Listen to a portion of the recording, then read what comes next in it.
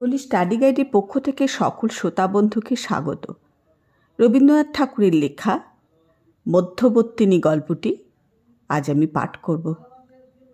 নিবারণের সংসার নিতান্তই সচরাচর রকমের। তাহাতে কাব্যরসের কোনো নামগন্ধ ছিল না।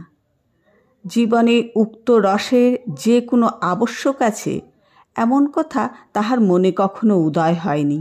যেমন পরিচিত পুরাতন চটিজোড়াটার মধ্যে পা দুটো দিব্য নিশ্চিন্তভাবে প্রবেশ করে, এই পুরাতন পৃথিবীটার মধ্যে নিবারণ সেইরূপ আপনার চিরা অভ্যস্ত স্থানটি অধিকার করিয়া থাকে। সে সম্বন্ধে ভ্রমেও কোনরূপ চিন্তা, তর্ক বা তত্ত্ব আলোচনা করে না। নিবারণ প্রাতঃকালে উঠিয়া গলির ধারে গৃহদ্বারে খোলা গায়ে বসিয়া অত্যন্ত নিরুদ্বিগ্নভাবে হুকাটি লইয়া তামাক খাইতে থাকে। পথ দিয়া লোকজন যাতায়াত করে, গাড়ি ঘোড়া চলে, বৈষ্ণব ভিখারি গান গাহে, পুরাতন বোতল সংগ্রহকারী হাঁকিয়া চলিয়া যায়। এই সমস্ত চঞ্চল দৃশ্য মনকে লঘুভাবে ব্যাপৃত রাখে এবং যেদিন কাঁচা আম অথবা তপসি মাছওয়ালা আসে সেদিন অনেক দরদাম করিয়া কিঞ্চিৎ বিশেষরূপ রন্ধনের আয়োজন হয়। তাহার পর যথাসময়ে তেল মাখিয়া স্নান করিয়া আহারান্তে দড়িতে ঝোলানো চাপকানটি পুড়িয়া এক ঝিলিম তামাক পানের সহিত নিঃশেষপূর্বক এক একটি পান মুখে পুড়িয়া আপিসে যাত্রা করে। আপিস হইতে ফিরিয়া আসিয়া সন্ধ্যাবেলাটা প্রতিবেশী রামলোচন ঘোষের বাড়িতে প্রশান্ত গম্ভীরভাবে সন্ধ্যা যাপন করিয়া আহারান্তে রাত্রে শয়নগৃহে স্ত্রী হরসুন্দরীর সহিত সাক্ষাৎ হয়। সেখানে মিত্রদের ছেলের বিবাহের আইবুড়ো ভাত পাঠানো, নবনিযুক্ত ঝির অবাধ্যতা, ছেঁচকি বিশেষের ফোড়ন বিশেষের উপযোগিতা সম্বন্ধে যে সমস্ত সংক্ষিপ্ত সমালোচনা চলে তাহা এ পর্যন্ত কোনো কবি ছন্দবদ্ধ করেননি এবং সেই জন্য নিবারণের মনে কখনো ক্ষোভের উদয় হয়নি। ইতিমধ্যে ফাল্গুন মাসে হরসুন্দরীর সংকট পীড়া উপস্থিত হইল। জ্বর আর কিছুতেই ছাড়িতে চাহে না। ডাক্তার যতই কুইনাইন দেয়, বাধাপ্রাপ্ত প্রবল স্রোতের ন্যায় জ্বরও তত ঊর্ধ্বে চড়িতে থাকে। এমন 20 দিন, 22 দিন, 40 দিন পর্যন্ত ব্যাধি চলিল। নিবারণের আপিস বন্ধ। রামলোচনের বৈকালিক সভা বহুকাল আর সে যায় না। কি যে করে তাহার ঠিক নেই। একবার শয়ন গৃহে গিয়া রোগীর অবস্থা জানিয়া আসে, একবার বাহিরের বারান্দায় বসিয়া চিন্তিত মুখে তামাক টানিতে থাকে। 2 বেলা ডাক্তার বৈদ্য পরিবর্তন করে এবং যে যাহা বলে সেই ওষুধ পরীক্ষা করিয়া দেখিতে চাহে। ভালোবাসার এইরূপ অব্যবস্থিত শুশ্রূষা সত্ত্বেও 40 দিনে হরসুন্দরী ব্যাধিমুক্ত হইল, কিন্তু এমনি দুর্বল এবং শীর্ণ হইয়া গেল যে শরীরটি যেন বহুদূর হইতে অতি ক্ষীণ স্বরে আছি বলিয়া সাড়া দিতেছে মাত্র। তখন বসন্তকালে দক্ষিণের হাওয়া দিতে আরম্ভ করিয়াছে এবং উষ্ণ নিশীথের চন্দ্রলোকও সীমান্তনীদের উন্মুক্ত শয়নকক্ষে নিঃশব্দ পদসঞ্চার প্রবেশাধিকার লাভ করিয়াছে। হরসুন্দরীর ঘরের নিচেই প্রতিবেশীদের খিড়কির বাগান। সেটা যে বিশেষ কিছু সুদৃশ্য রমণীয় স্থান তাহা বলিতে পারি না। এক সময়ে কে একজন শখ করিয়া গোটাকত ক্রোটন রোপণ করিয়াছিল, তাহার পর আর সেদিকে বড় একটা দৃষ্টিপাত করেনি। শুষ্ক ডালের মাচার উপর কুষ্মাণ্ডলতা উঠিয়াছে। বৃদ্ধ কুলগাছের তলায় বিষম জঙ্গল। রান্নাঘরের পাশে প্রাচীর ভাঙিয়া কতকগুলো ইট জড়ো হইয়া আছে এবং তাহারই সহিত দগ্ধাবশিষ্ট পাথুরে কয়লা এবং ছাই দিন দিন রাশীকৃত হইয়া উঠিতেছে। কিন্তু বাতায়নতলে শয়ন করিয়া এই বাগানের দিকে চাহিয়া হরসুন্দরীর প্রতি মুহূর্তে যে একটা আনন্দরস পান করিতে লাগিল, তাহার অকিঞ্চিৎকর জীবনে এমন সে আর কখনো করেনি। গ্রীষ্মকালে স্রোতবেগ মন্দ হইয়া ক্ষুদ্র গ্রাম্য নদীটি যখন বালুশয্যার উপর শীর্ণ হইয়া আসে, তখন সে যেমন অত্যন্ত স্বচ্ছতা লাভ করে, তখন যেমন প্রভাতের সূর্যলোক তাহার তলদেশ পর্যন্ত কম্পিত হইতে থাকে, বায়ুস্পর্শ তাহার সর্বাঙ্গ পুলকিত করিয়া তোলে এবং আকাশের তারা তাহার স্ফটিক দর্পণের উপর শুকস্মৃতির ন্যায় অতি সুস্পষ্টভাবে প্রতিবিম্বিত হয়, তেমনি হরসুন্দরীর ক্ষীণ জীবনতন্তুর উপর আনন্দময়ী প্রকৃতির প্রত্যেক অঙ্গুলি যেন স্পর্শ করিতে লাগিল এবং অন্তরের মধ্যে যে একটা সঙ্গীত উঠিতে লাগে তাহার ঠিক ভাবটি সে সম্পূর্ণ বুঝিতে পারিল না। এমন সময় তাহার স্বামী যখন পাশে বসিয়া জিজ্ঞাসা করিত, কেমন আছো, তখন তাহার চোখে যেন জল উছলিয়া উঠিত। রোগশীর্ণ মুখে তাহার চোখ দুটি অত্যন্ত বড় দেখায়। সেই বড় বড় প্রেমার্দ্র সকৃতজ্ঞ চোখ স্বামীর মুখের দিকে তুলিয়া শীর্ণ হস্তে স্বামীর হস্ত ধরিয়া চুপ করিয়া পড়িয়া থাকিত। স্বামীর অন্তরেও যেন কোথা হইতে একটা নতুন অপরিচিত আনন্দরশ্মি প্রবেশ লাভ করিত। এইভাবে কিছুদিন যায়। একদিন রাত্রে ভাঙা প্রাচীরের উপরিবর্তী খর্ব অশ্বত্থ গাছের কম্পমান শাখান্তরাল হইতে একখানি বৃহৎ চাঁদ উঠিতেছে এবং সন্ধ্যাবেলাকার গুমট ভাঙিয়া হঠাৎ একটা নিশাচর বাতাস জাগ্রত হইয়া উঠিয়াছে। এমন সময় নিবারণের চুলের মধ্যে অঙ্গুলি বোলাইতে বোলাইতে হরসুন্দরী কহিল, আমাদের তো ছেলেপুলে কিছুই হইল না, তুমি আরেকটি বিবাহ করো। হরসুন্দরী কিছুদিন হইতে এই কথাটা ভাবিতেছিল। মনে যখন একটা প্রবল আনন্দ, একটা বৃহৎ প্রেমের সঞ্চার হয়, তখন মানুষ মনে করে আমি সব করিতে পারি। তখন হঠাৎ একটা আত্মবিসর্জনের ইচ্ছা বলবতী হইয়া ওঠে। স্রোতের উচ্ছ্বাস যেমন কঠিন তটের উপর আপনাকে সবেগে মূর্ছিত করে, তেমনি প্রেমের আবেগ, আনন্দের উচ্ছ্বাস একটা মহৎ ত্যাগ, একটা বৃহৎ দুঃখের উপর আপনাকে যেন নিক্ষেপ করিতে চাহে। সেইরূপ অবস্থায় অত্যন্ত পুলকিত চিত্তে একদিন হরসুন্দরী স্থির করিলেন, আমার স্বামীর জন্য আমি খুব বড় একটা কিছু করিব। কিন্তু হায়, যতখানি স্বাদ ততখানি সাধ্য কাহার আছে? হাতের কাছে কি আছে, কি দেয়া যায়? ঐশ্বর্য নাই, বুদ্ধি নাই, ক্ষমতা নেই, শুধু একটা প্রাণ আছে। সেটাও যদি কোথাও দেবার থাকে এখনই দেয়া ফেলি, কিন্তু তাহারই বা মূল্য কী? আর স্বামীকে যদি দুগ্ধ ফেনের মতো শুভ্র, নবীনীর মতো কোমল, শিশু কন্দর্পের মতো সুন্দর একটা স্নেহের পুত্তলি সন্তান দিতে পারিতাম, কিন্তু প্রাণপণে ইচ্ছা করিয়া মরিয়া গেলেও তো সে হইবে না। তখন মনে হইল স্বামীর একটা বিবাহ দিতে হইবে। ভাবিল, স্ত্রীরা ইহাতে এত কাতর হয় কেন? এ কাজ তো কিছুই কঠিন নহে। স্বামীকে যে ভালোবাসে, সপত্নীকে ভালোবাসা তাহার পক্ষে কি এমন অসাধ্য? মনে করিয়া বক্ষ স্ফীত হইয়া উঠিল।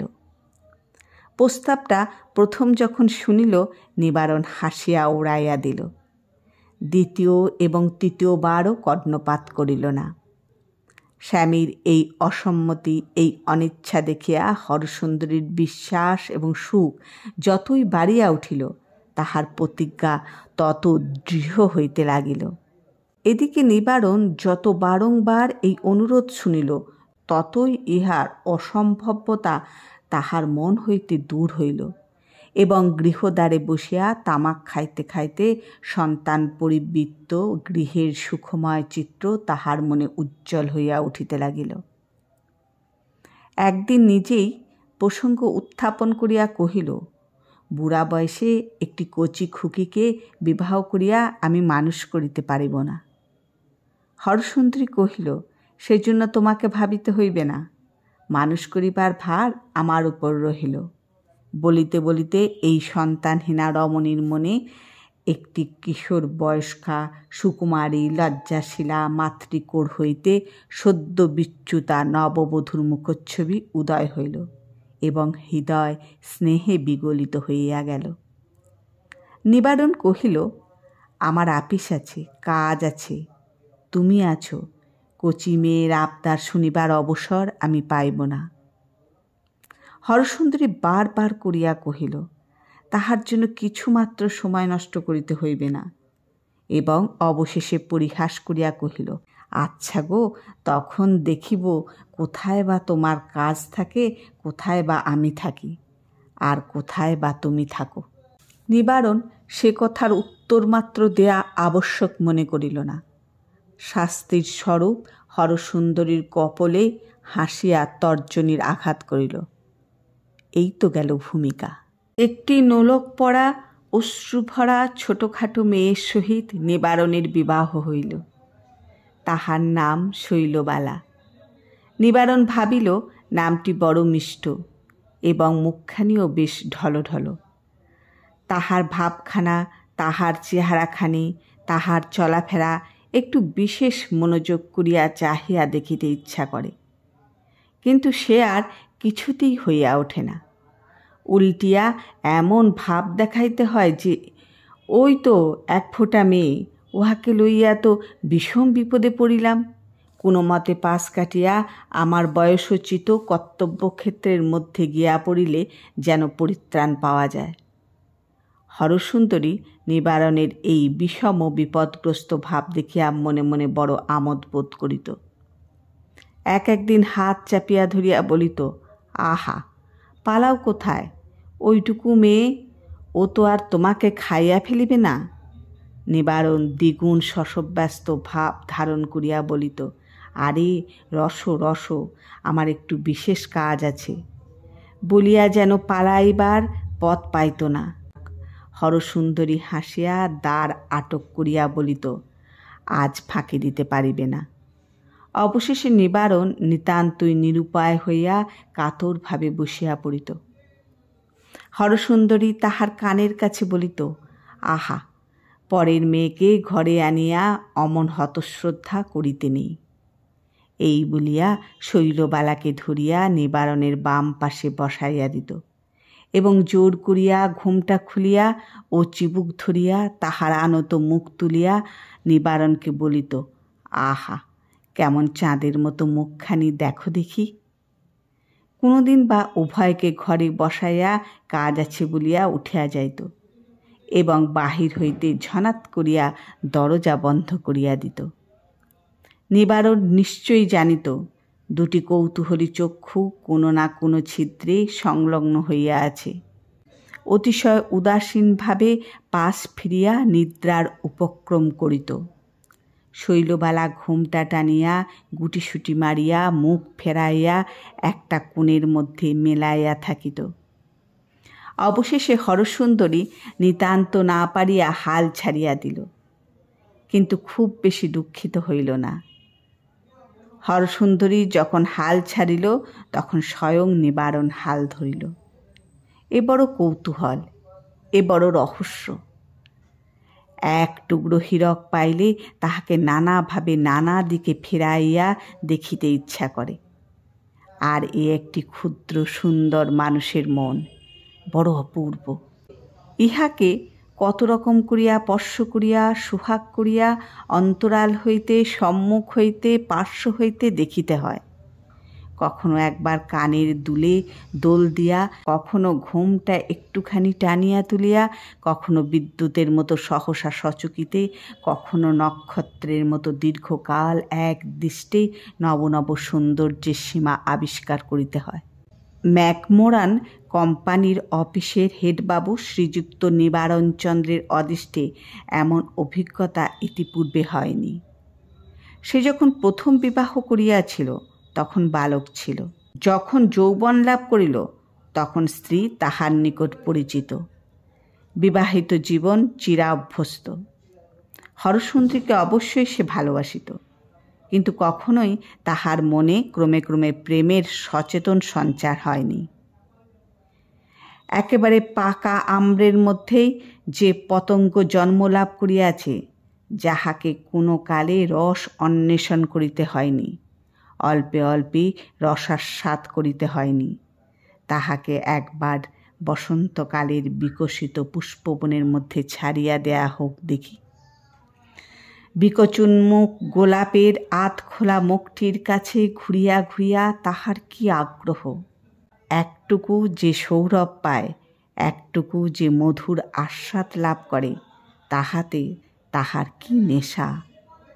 নিবারণ প্রথমটা কখনো বা একটা গাউন পরা কাঁচের পুতুল, কখনো বা একটা শিশি এসেন্স, কখনো বা কিছু মিষ্টদ্রব্য কিনে আনিয়া শৈলবালাকে গোপনে দেয়া যাইত।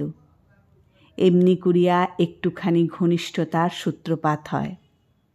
অবশেষে কখন একদিন হরসুন্দরী গৃহকার্যের অবকাশে আসিয়া দ্বারের ছিদ্র দিয়া দেখিল নিবারণ এবং শৈলবালা বসিয়া কড়ি লইয়া 10-25 খেলিতেছে। বুড়ো বয়সের এই খেলা বটে। নিবারণ সকালে আহারাদি করিয়া যেন আপিসে বাহির হইল, কিন্তু আপিসে না গিয়া কখন অন্তঃপুরে প্রবেশ করিয়াছে। এই প্রবঞ্চনার কি আবশ্যক ছিল? হঠাৎ একটা জ্বলন্ত বজ্রশলাকা দিয়া কে যেন হরসুন্দরীর চোখ খুলিয়া দিল। সেই তীব্র তাপে চোখের জল বাষ্প হইয়া শুকিয়া গেল। হরসুন্দরী মনে মনে কহিল, আমিই তো উহাকে ঘরে আনিলাম, আমিই তো মিলন করিয়া দিলাম, তবে আমার সঙ্গে এমন ব্যবহার কেন, যেন আমি উহাদের সুখের কাঁটা। হরসুন্দরী শৈলবালাকে গৃহকার্য শেখাইত। একদিন নিবারণ মুখ ফুটিয়া বলিল, ছেলে মানুষ, উহাকে তুমি বড় বেশি পরিশ্রম করাইতেছ, উহার শরীর তেমন সবল নহে। বড় একটা তীব্র উত্তর হরসুন্দরীর মুখের কাছে আসিয়াছিল, কিন্তু কিছু বলিল না, চুপ করিয়া গেল। সেই অবধি বউকে কোনো গৃহকার্যে হাত দিতে দিত না। রাঁধা বাড়া দেখাশোনা সমস্ত কাজ নিজে করিত। এমন হইল শৈলবালা আর নড়িয়া বসিতে পারে না। হরসুন্দরী দাসীর মতো তাহার সেবা করে এবং স্বামী বিদূষকের মতো তাহার মনোরঞ্জন করে। সংসারের কাজ করা, পরের দিকে তাকানো যে জীবনের কর্তব্য, এই শিক্ষাই তাহার হইল না। হরসুন্দরী যে নীরবে দাসীর মতো কাজ করিতে লাগিল, তাহার মধ্যে ভারী একটা গর্ব আছে। তাহার মধ্যে ন্যূনতা এবং দীনতা নেই। সে কহিল, তোমরা 2 শিশুতে মিলিয়া খেলা করো, সংসারের সমস্ত ভার আমি লইলাম। হায়, আজ কোথায় সে বল, যে বলে হরসুন্দরী মনে করিয়াছিল স্বামীর জন্য চিরজীবনকাল সে আপনার প্রেমের দাবির অর্ধেক অংশ অকাতরে ছাড়িয়া দিতে পারিবে। হঠাৎ একদিন পূর্ণিমার রাত্রে জীবনে যখন জোয়ার আসে, তখন 2 কূল প্লাবিত করিয়া মানুষ মনে করে আমার কোথাও সীমা নাই। তখন সে একটা বৃহৎ প্রতিজ্ঞা করিয়া বসে। জীবনের সুদীর্ঘ ভাটার সময় সে প্রতিজ্ঞা রক্ষা করিতে তাহার সমস্ত প্রাণে টান পড়ে। হঠাৎ ঐশ্বর্যের দিনে লেখনীর এক আঁচড়ে যে দানপত্র লিখিয়া দেয়, চির দারিদ্র্যের দিনে পলে পলে তিল তিল করিয়া তাহা শোধ করিতে হয়।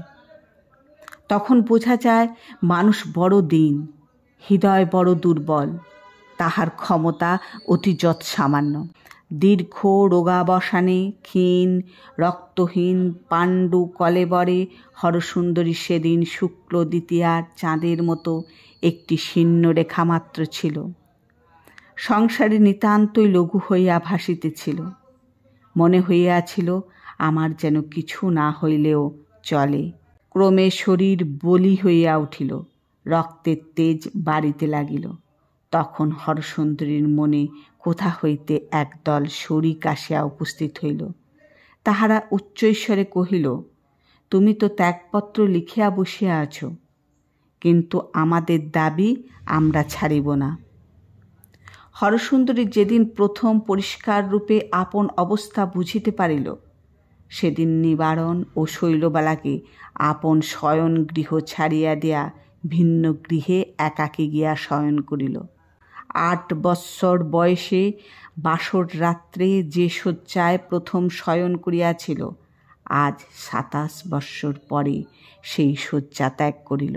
প্রদীপ নিবাইয়া দিয়া এই সধবা রমণী যখন অসহ্য হৃদয় ভার লইয়া তাহার নতুন বৈধব্য শয্যার উপর আসিয়া পড়িল, তখন গলির অপর প্রান্তে একজন শৌখিন যুবা বেহাগ রাগিণীতে মালিনীর গান গাহিতেছিল, আর একজন বায়া তবলায় সঙ্গত করিতেছিল, এবং শ্রোতা বন্ধুগণ সোমের কাছে হা হা করিয়া চিৎকার করিয়া উঠিতেছিল। তাহার সেই গান সেই নিস্তব্ধ জ্যোৎস্নারাত্রে পার্শ্বের ঘরে মন্দ শোনাইতেছিল না। তখন বালিকা শৈলবালার ঘুমে চোখ ঢুলিয়া পড়িতেছিল। আজ নিবারণ তাহার কানের কাছে মুখ রাখিয়া ধীরে ধীরে ডাকিতেছিল, সই। লোকটা ইতিমধ্যে বঙ্কিমবাবুর চন্দ্রশেখর পড়িয়া ফেলিয়াছে, এবং দুই একজন আধুনিক কবির কাব্যও শৈলবালাকে পড়িয়া শোনাইয়াছে। নিবারণের জীবনের নিম্ন স্তরে যে একটি যৌবন উৎস বরাবর চাপা পড়িয়াছিল, আঘাত পাইয়া হঠাৎ বড় অসময়ে তাহা উচ্ছ্বসিত হইয়া উঠিল। কেহই সেই জন্য প্রস্তুত ছিল না। এই হেতু অকস্মাৎ তাহার বুদ্ধিশুদ্ধি এবং সংসারের সমস্ত বন্দোবস্ত উল্টো পাল্টা হইয়া গেল।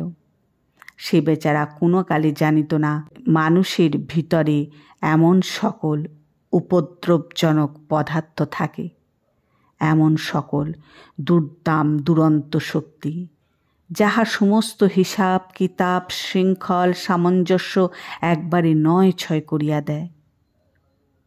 কেবল নিবারণ নহে, হরসুন্দরীও একটা নতুন বেদনার পরিচয় পাইল। এ কিসের আকাঙ্ক্ষা, এ কিসের দুঃসহ যন্ত্রণা? মন এখন যাহা চায় কখনো তো তাহা চাহেনি, কখনো তো তাহা পায়নি।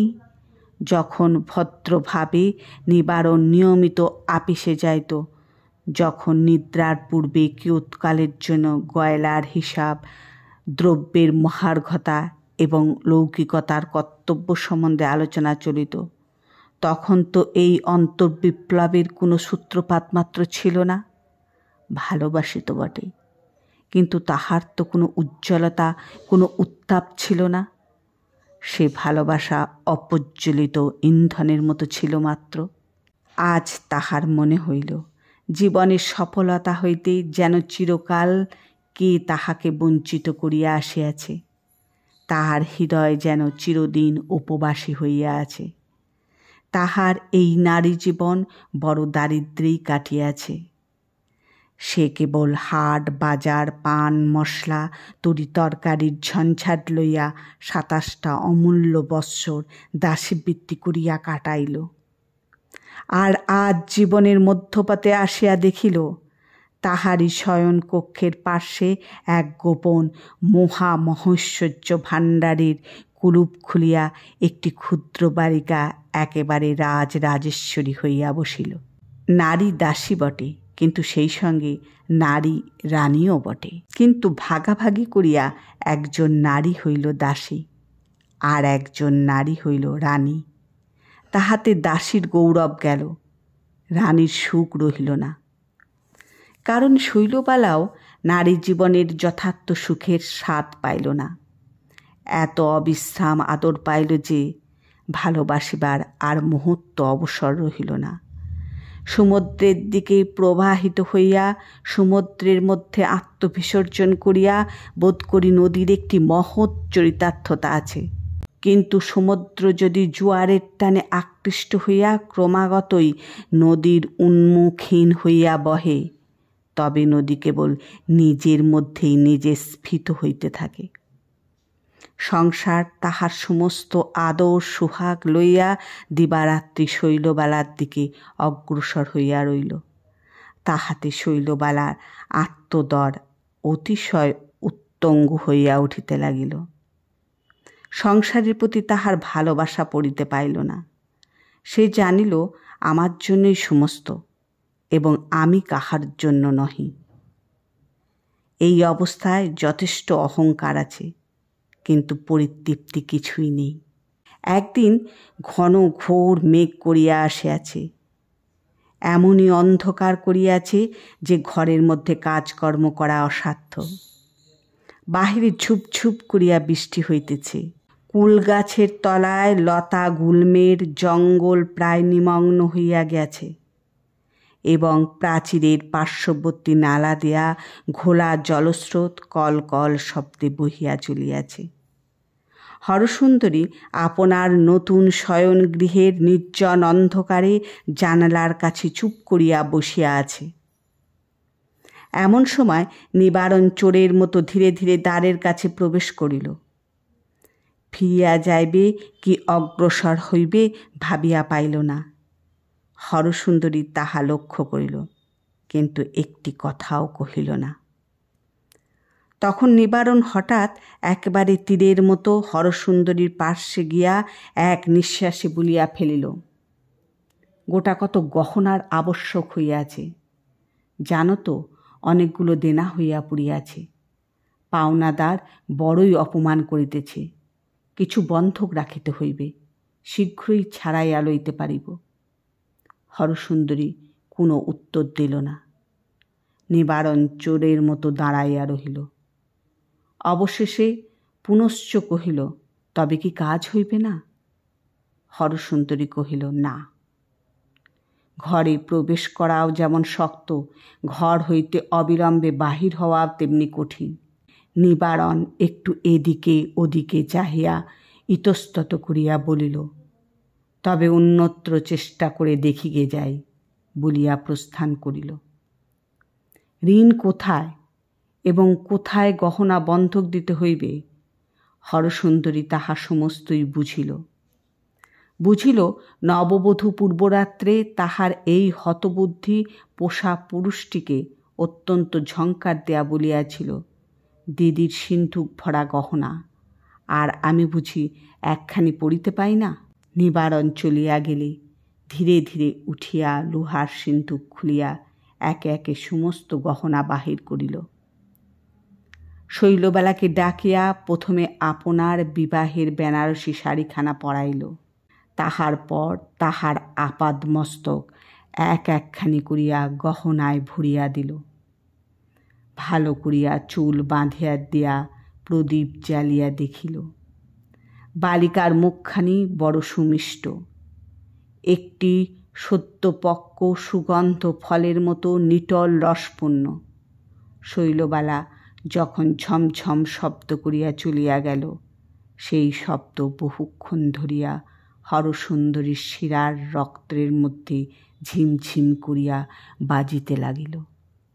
মনে মনে কহিল, আজ আর কি লইয়া তোতে আমাতে তুলনা হইবে, কিন্তু এক সময়ে আমারও তো ওই বয়স ছিল। আমিও তো অমনি যৌবনের শেষ রেখা পর্যন্ত ভরিয়া উঠিয়াছিলাম। তবে আমাকে সে কথা কেহ জানায়নি কেন? কখন সেদিন আসিল এবং কখন সেদিন গেল তাহা একবার সংবাদও পাইলাম না। কিন্তু কি গর্বে, কি গৌরবে, কি তরঙ্গ তুলিয়াই শৈলবালা চলিয়াছে। হরসুন্দরী যখন কেবলমাত্র ঘরকন্নাই জানিত, তখন এই গহনাগুলি তাহার কাছে কত দামি ছিল।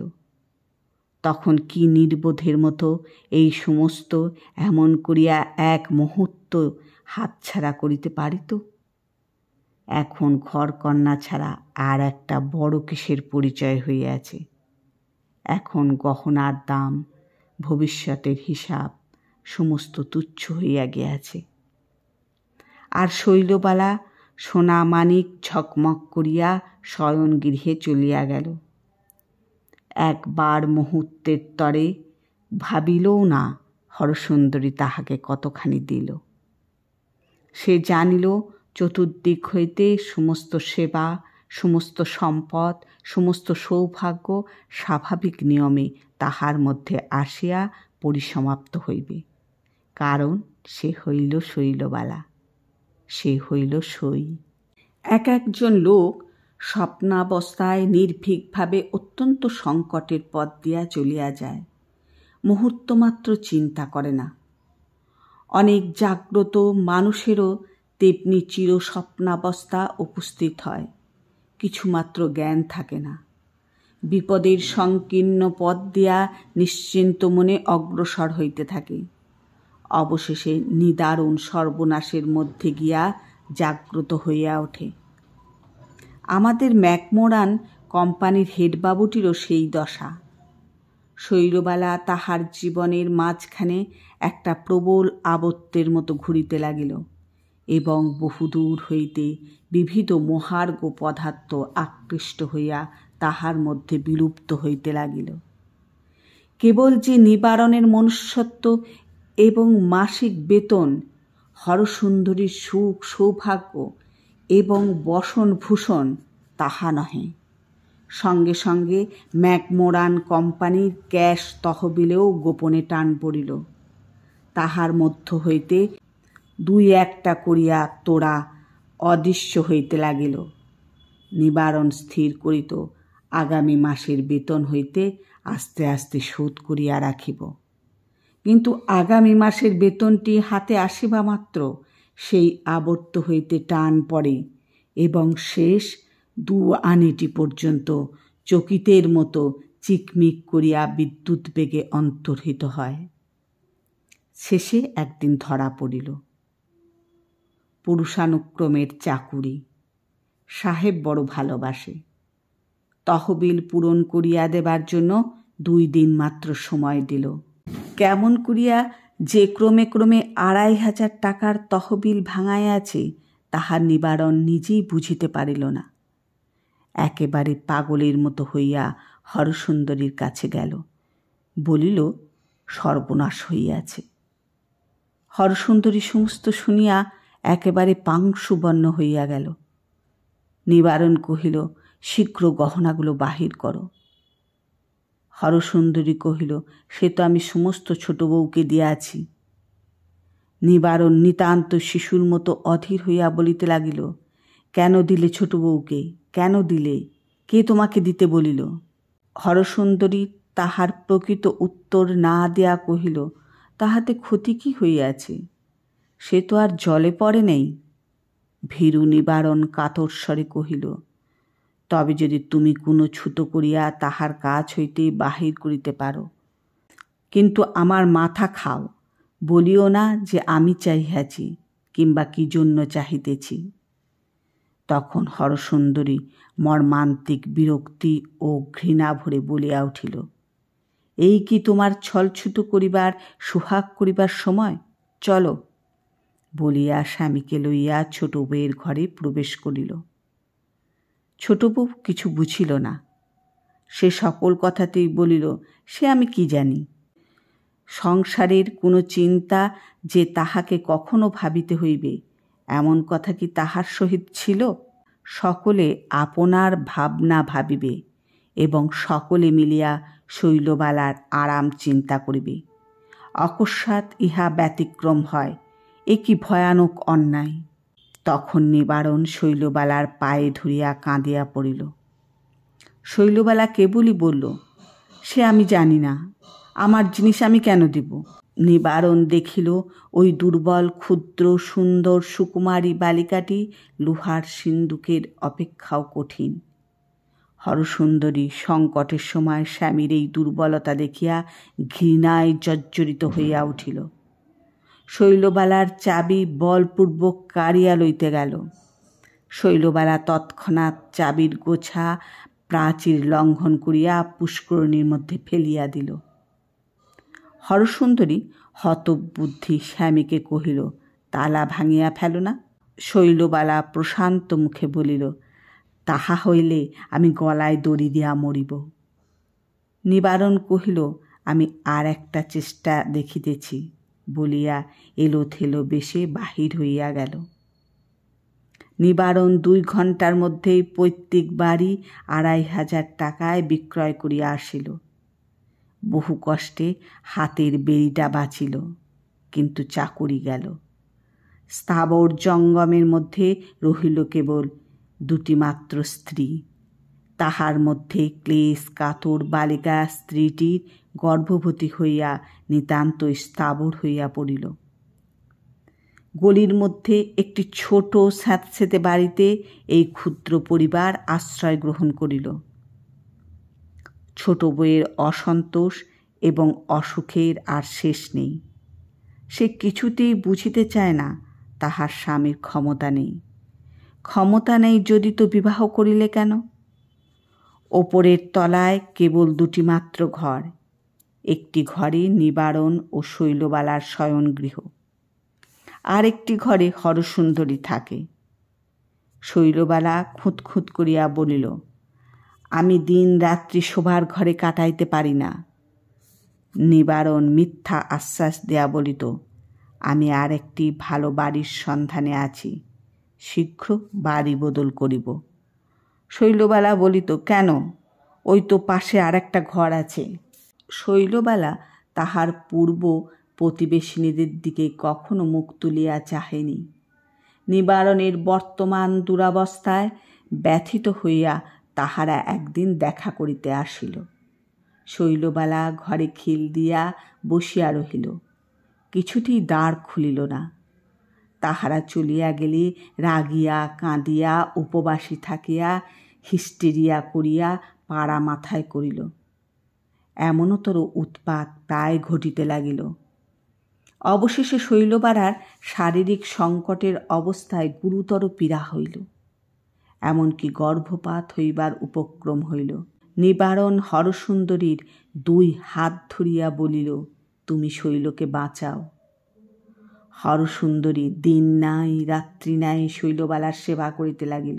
তিলমাত্র ত্রুটি হইলে শৈল তাহাকে দুর্বাক্য বলিত, সে একটি উত্তর মাত্র করিত না। শৈল কিছুতেই সাগু খাইতে চাহিত না, বাটি শুদ্ধ ছুঁড়িয়া ফেলিত।